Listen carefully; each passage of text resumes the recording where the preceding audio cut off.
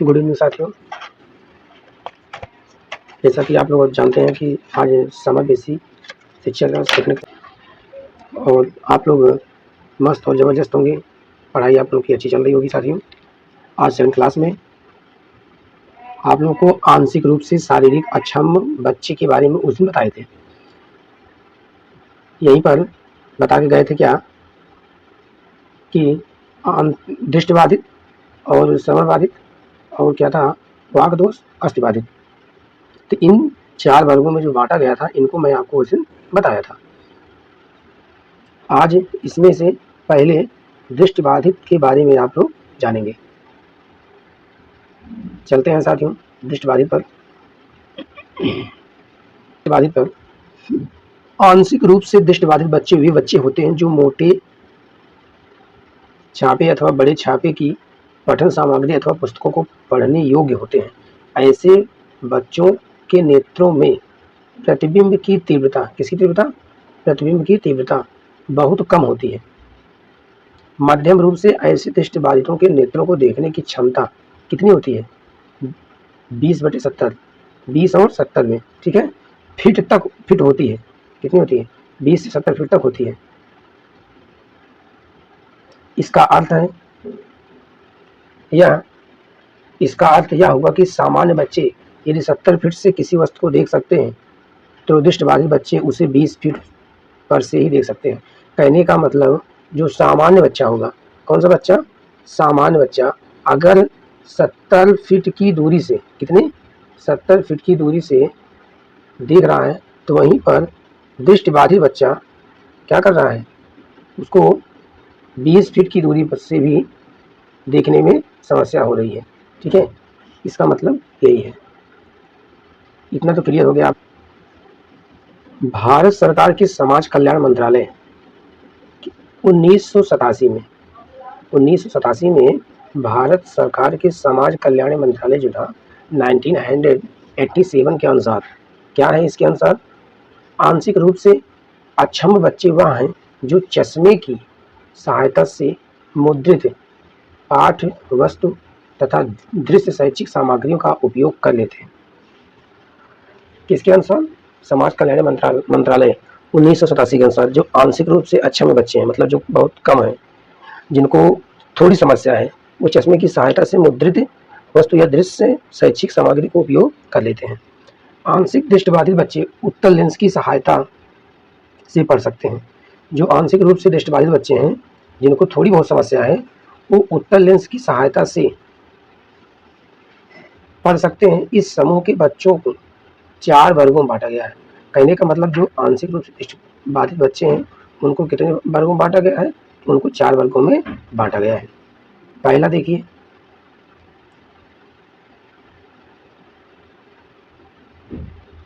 पहले में क्या है?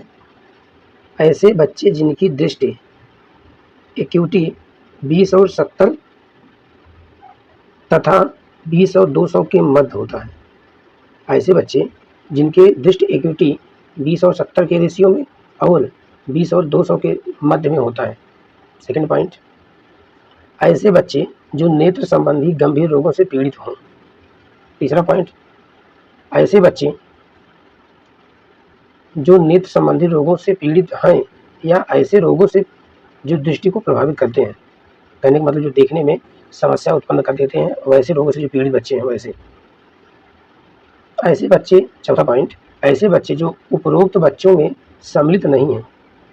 जो ऊपर 1, 2, 3 पॉइंट में बताया गया है, वो चौथे पॉइंट में कह रहा है कि सम्मिलित नहीं है, और जिनके पास औसत मस्तिष्क है तथा जो डॉक्टरों तथा शिक्षा शास्त्रियों के अनुसार कम देखने वाले बच्चों को दिए गए साधनों तथा सामान द्वारा अधिक लाभान्वित हो सकते हैं।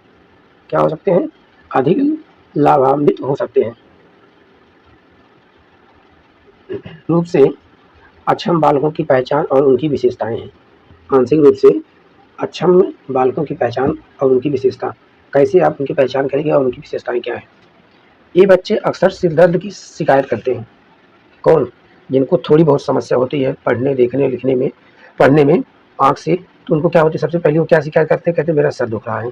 सिर दर्द की क्या होती है शिकायत पहले, और आँखें बंद कर लेते हैं। काफ़ी देर तक पढ़ते हैं तो उनके सिर में क्या होता है? दर्द होता है और फिर आंखें क्या कर लेते हैं, बंद कर लेते हैं। सेकंड पॉइंट में क्या है, ये बच्चे बार बार पलक झपकाते हैं। जिनको आंशिक रूप से देखने में समस्या है वो बच्चे हमेशा बार बार क्या करते हैं, पलक को बंद करते हैं, खोलते हैं, मतलब झपकाते रहते हैं हमेशा। तीसरे पॉइंट में क्या है, पुस्तक तथा अन्य वस्तुओं को आँख के पास ले जाता है। पुस्तक और अन्य वस्तुओं क्या करता है, आँख के पास ले आता है। मतलब उसको दूर से नहीं, आप उसको क्या कर देते हैं, बहुत करीब और नज़दीक से पढ़ते हैं। जैसे अस्पष्ट दृष्टि की न्यूनतम दूरी कितनी है, 25 सेंटीमीटर, लेकिन 25 सेंटीमीटर से क्या कर लेते हैं, और नज़दीक चले आते हैं, जैसे 15 सेंटीमीटर या 10 सेंटीमीटर, बहुत ध्यान से उसको देख करके पढ़ते हैं। अगला पॉइंट, एक आंख को बंद करके सिर को ऊपर उठाता है। एक आंख को बंद करके सिर को ऊपर उठाता है। चौथा पॉइंट, अक्सर आंखों को मलता रहता है। अक्सर क्या करता है, आंखों को मलता रहता है। पांचवा पॉइंट, आंखों का आकार भिन्न प्रकार का होता है। आंखों का आकार कैसा होता है, भिन्न प्रकार का होता है। आंखों की पलक छोटी तथा आंख लाली रहती है। आंखों की जो पलक होती है वो छोटी तथा उनकी आंख क्या होती है, लाल रहती है। प्रकाश के प्रति संवेदनशील रहता है। प्रकाश के प्रति क्या होता है, संवेदनशील रहता है, संवेदनशील रहता है। अगला पॉइंट है, जब दूर की वस्तुओं को देखता है तो शरीर पर तनाव रहता है। दूर की वस्तुओं को देखता है तो क्या होता है, शरीर पर तनाव रहता है। आंखों से पानी आंसू बहता रहता है। आंखों से क्या होता है, पानी और आंसू क्या होता है, बहता रहता है।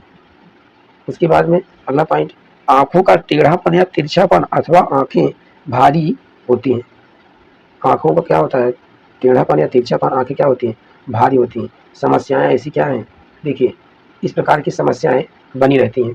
तो बुद्धि स्तर का कम होना, अगर ऐसी समस्याओं से बालक जूझ रहा है तो पहला समस्या इन सब के कारणों की विशेषताओं के अलावा कि बुद्धि स्तर का कम होना पहला, दूसरा है शैक्षिक मंदता, तीसरा है मंद वाणी विकास, चौथा है व्यक्तित्व विक्षिप्त होना, सामाजिक समायोजन की विशेषताएं, सामाजिक समायोजन की विशेषताएं। 5 पॉइंट है ये समस्याएं। वो पेपर में आता है 1 नंबर के लिए कि अच्छा में बालकों की समस्याएं क्या क्या हैं, तो यही समस्याएं आराम से आप लिख सकते हैं। अगला है पॉइंट, श्रवण बाधित विशेषताएं। कौन सा है, श्रवण बाधित विशेषताएं। कहने का मतलब जिसमें सुनने की समस्या हो। कैसी समस्या हो, सुनने की समस्या हो, वो क्या है, श्रवण बाधित। तो इसका अर्थ जानिए पहले आप लोग। इसका अर्थ है क्या, ऐसे बच्चे जो सुनने की क्षमता को पूर्ण रूप से खो देते हैं, मतलब जिनको सुनने में समस्या बहुत ज़्यादा होती है, जिनको सुनने में समस्या क्या होती है, बहुत ज़्यादा होती है, वो श्रवण बाधित होते श्रवण बाधित के अंतर्गत आते हैं। वे अन्य बच्चों की अपेक्षा गंभीर रूप से कठिनाइयों का सामना भी करते हैं। जो सामान्य बच्चे हैं उनकी अपेक्षा गंभीर रूप से कठिनाइयों का क्या करते हैं, सामना करते हैं। अतः हम यह कह सकते हैं कि जो बालक नहीं सुन पाते वे श्रवण बाधित या बहरे होते हैं। जो सुन नहीं पाते हैं वो क्या होते हैं, बहरे होते हैं, श्रवण बाधित होते हैं। आंशिक रूप से कम सुनने वाले बच्चे वे हैं जो श्रवण क्षमता को क्या करते हैं, श्रवण क्षमता को कुछ सीमा तक खो देते हैं। ऐसे बच्चों को जोर से की गई ध्वनि या आवाज़ को सुनने के लिए श्रवण यंत्र की आवश्यकता नहीं होती है। यदि श्रवण यंत्र उपलब्ध हो जाए तो आवाज़ को और अच्छी तरह से सुन सकेंगे। अगला फिर क्या कहता है, जब किसी बच्चे के श्रवण अंगों में कोई दोष होता है तब इसे श्रवण बाधित कहा जाता है। ये दोष कान के बाहर भी होते हैं, कान के अंदर भी होंगे और कान के मध्य भाग में भी हो सकते हैं। अच्छा, पहला, कभी कभी कान दर्द की शिकायत करता है। लड़का कभी कभी क्या करता है, कान के दर्द की क्या करता है, शिकायत करता है कि कान में हमारे दर्द हो रहा है। फिर कक्षा में ध्वनि के स्रोत को नहीं जान पाता है। ध्वनि के जो स्रोत है, माध्यम है, उनको वो बिल्कुल नहीं जान पाता है जो बच्चे श्रवण बाधित होते हैं। अधिक धीरे या अधिक तेज बोलता है, या तो बहुत धीरे बोलेगा या तो बहुत तेज बोलता है। ये अपने सिर को एक ओर झुकाकर या घुमाकर सुनने का प्रयास करते हैं। जो कान से बहरे होते हैं, जिनको कान में सुनने की समस्या होती है, श्रवण बाधित होते हैं, वे बच्चे बहुत ही अपने सर को क्या कर देते हैं, एक तरफ चाहे दाएं चाहे बाएं, वे झुका कर जो है सुनने का प्रयास करते हैं। अध्यापक के होठों की गतिविधियों और उनके हाव भाव का बहुत विशेष पूर्वक ध्यान देकर समझ जाते हैं। अगला है, बिना जानकारी के भी वार्ता के बीच बोलता है। मतलब उसको कोई पता कुछ नहीं है, लेकिन तब भी कोई वार्ता होती है उसमें क्या कर देता है, बोलना शुरू कर देता है बिना जानकारी के। अगला पॉइंट है, एक ऐसी ध्वनि के शब्दों से उसे भ्रम हो जाता है। उसे क्या हो जाता है, भ्रम हो जाता है।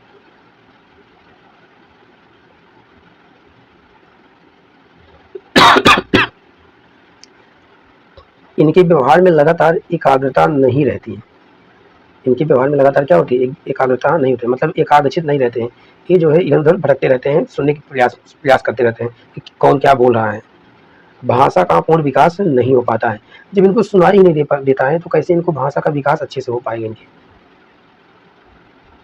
श्रवण बाधिता के कारण, श्रवण बाधिता के कारण क्या क्या है भैया जानो।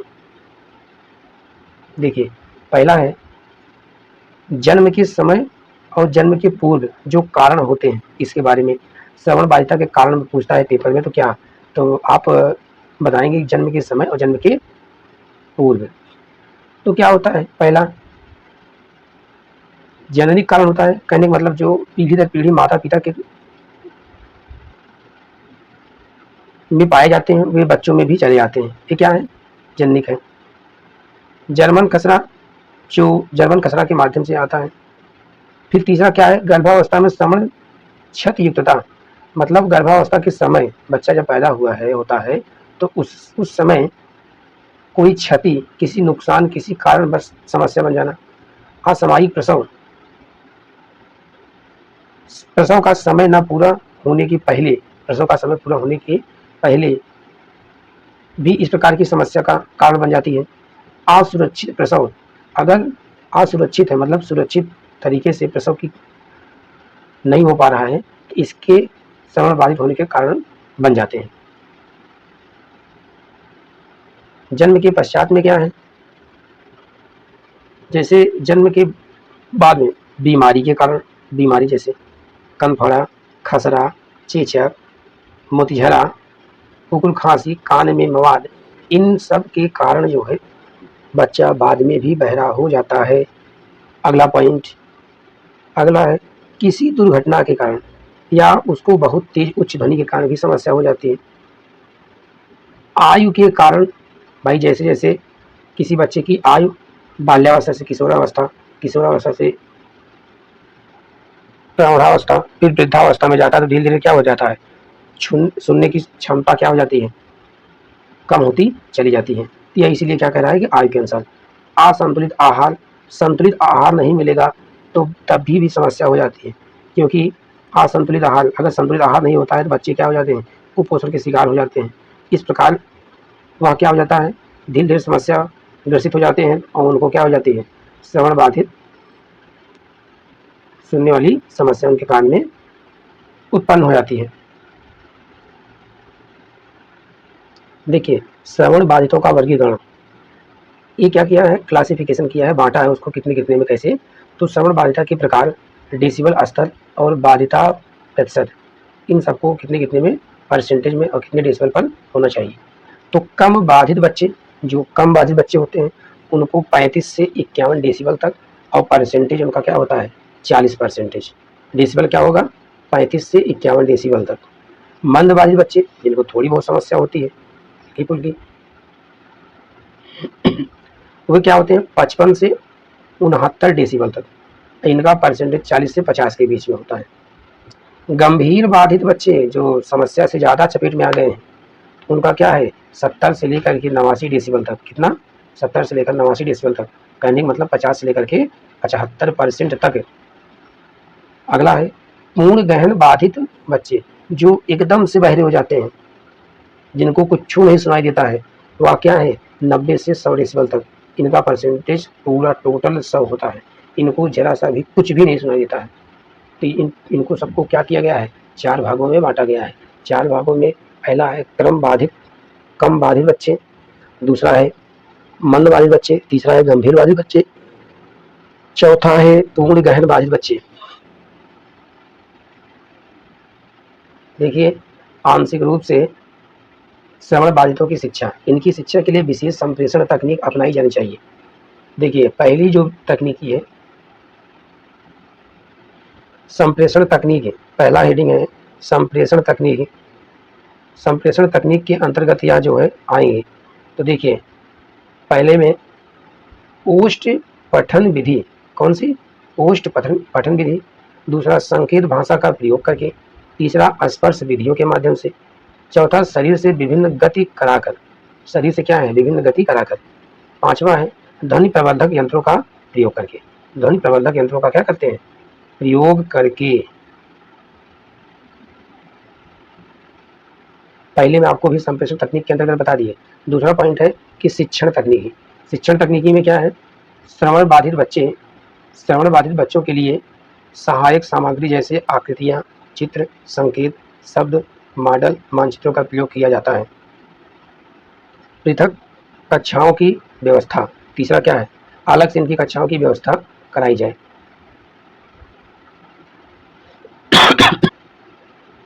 इन्हें अंशतः कुछ समय के लिए पृथक विद्यालय में रखा जा सकता है। इनको कुछ समय के लिए अलग विद्यालय में रखा जाता है। पांचवा, शिशु कार्यक्रम चलाकर प्रारंभ से ही शिक्षित किया जा सकता है। स्टार्टिंग में शिशुओं को या शिशु कार्यक्रम चला करके इनको प्रारंभ से ही शिक्षित किया जा सकता है। चलिए, पांचवा पॉइंट हो गया। छठे पॉइंट में क्या कह रहा है कि श्रवण बाधितों को शैक्षिक सुविधाएं प्रदान कर इसमें सहायक उपकरण, व्यावसायिक प्रशिक्षण, पूर्व प्राथमिक शिक्षा, कक्षा का समुचित प्रबंधन, बोलने एवं पढ़ने का प्रशिक्षण, माता पिता की भूमिका, विद्यालय वातावरण आदि तत्वों का उचित समन्वय करके किया जा सकता है। सातवां है प्रवृत्ति क्रम मतलब श्रवण बाधितों को इस प्रकार प्रशिक्षित करना कि वह सामान्य कक्षा के लिए स्वयं को तैयार कर सके। इनको इस प्रकार से श्रवण बाधित जो बच्चे, इनको इस प्रकार से ट्रेनिंग करवाना कि सामान्य बच्चों की बात कक्षा में बैठकर पूरी तैयारी अपनी कर सकें। आठवां पॉइंट है शैक्षिक और व्यावसायिक निर्देशन।